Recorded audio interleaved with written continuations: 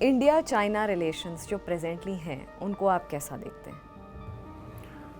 बहुत गड़बड़ है, बहुत ज़्यादा प्रॉब्लम है। और मैं एक प्रिडिक्ट करना चाहता हूँ एक चीज़ कि there will be a war between India and China.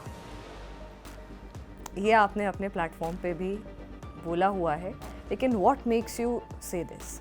देखिए, अच्छा, क्यों मैं ये चीज़ पूछ रही हूँ? जी, क्या अभी ये रुके हुए हैं क्योंकि बीजेपी की या मोदी सरकार है, क्योंकि एक स्ट्रॉन्ग गवर्नमेंट है, इस वजह से रुके हुए हैं? Are they waiting for some loophole या कोई ऐसा वीकनेस का वेट कर रहे हैं?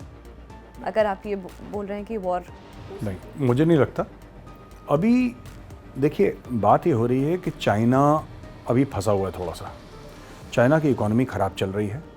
चाइना की पॉपुलेशन पहली बार पिछले 70 साल में कॉन्ट्रैक्ट करी है। China was the most populous nation, फिर इंडिया ने टेक ओवर करा। चाइना की पॉपुलेशन कॉन्ट्रैक्ट हो गई है। चाइना की economy has taken a step back. China के स्टॉक मार्केट से $6 ट्रिलियन वाइप आउट हो गए हैं। चाइना के रियल एस्टेट के फर्म्स कलैप्स हो गए हैं। चाइना के कई बड़े बड़े अरबों खरबों डॉलर के बैंक जो थे वो कलैप्स हो गए हैं। Chinese economy is not in a very good shape. दूसरी चीज़, ऑलरेडी दुनिया में काफ़ी जंगें चल रही हैं, ठीक है जी। एक तो आपकी यूक्रेन रशिया की चल रही है, इजराइल हमास की चल रही है जो कि फैल गई है।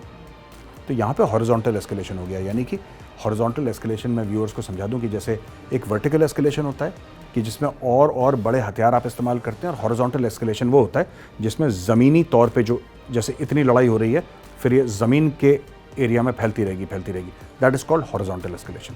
तो वर्टिकल एस्केलेशन हो गया हथियार को लेके, हॉरिजॉन्टल एस्केलेशन हो गया ज़मीन को लेके।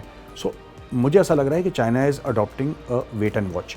और चाइना को एक बात पता है, देखिए, चाइना के लिए ना अभी मेन टारगेट उसका रीयूनिफिकेशन ऑफ चाइना है, और उसके लिए ताइवान प्रायोरिटी है, भारत अभी प्रायोरिटी नहीं है।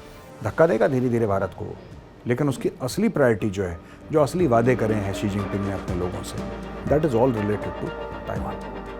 उसके लिए ताइवान टारगेट नंबर 1 है।